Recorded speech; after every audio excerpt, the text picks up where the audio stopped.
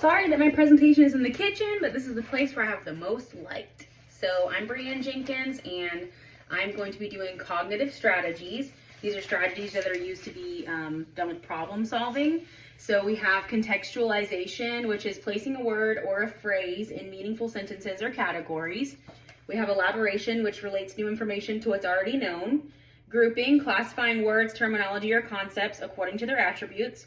Imagery, using visual images to remember new information. And inferencing, which is guessing meanings of new items from text. Note-taking, writing down keywords and concepts.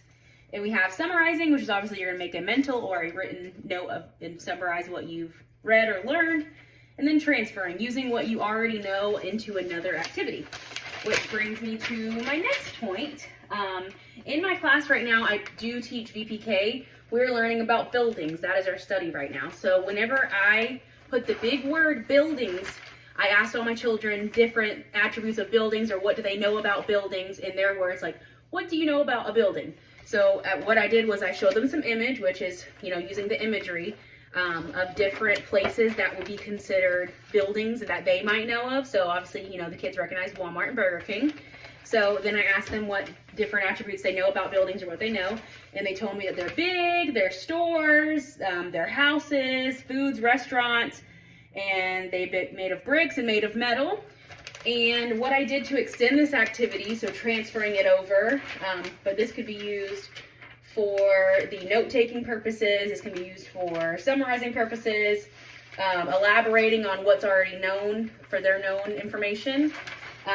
And with using the Walmart and Burger King signs, that's using imagery for them as well because they recognize these two places. And of course, if you have a child who's learning English or, is new to America or just, anything like that, most kids know Walmart and at least McDonald's or Burger King because these are everywhere.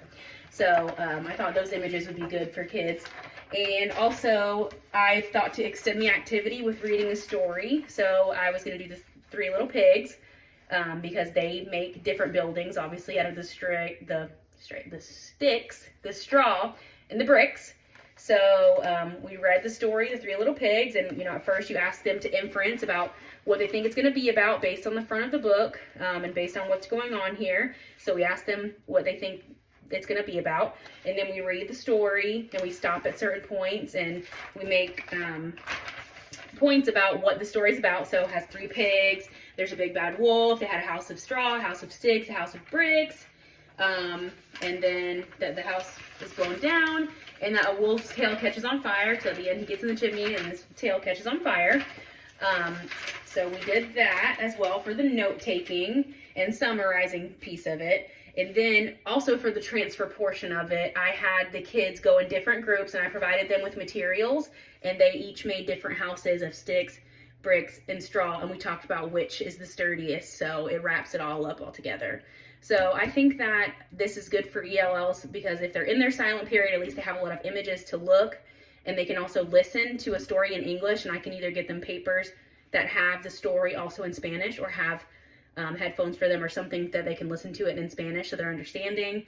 And also doing flashcards that have the vocabulary words on the front of them as like wolf or pig or bricks, and then having the Spanish version on the back of it so that they know what the word means and maybe they're going to inference from that what the story is going to be about.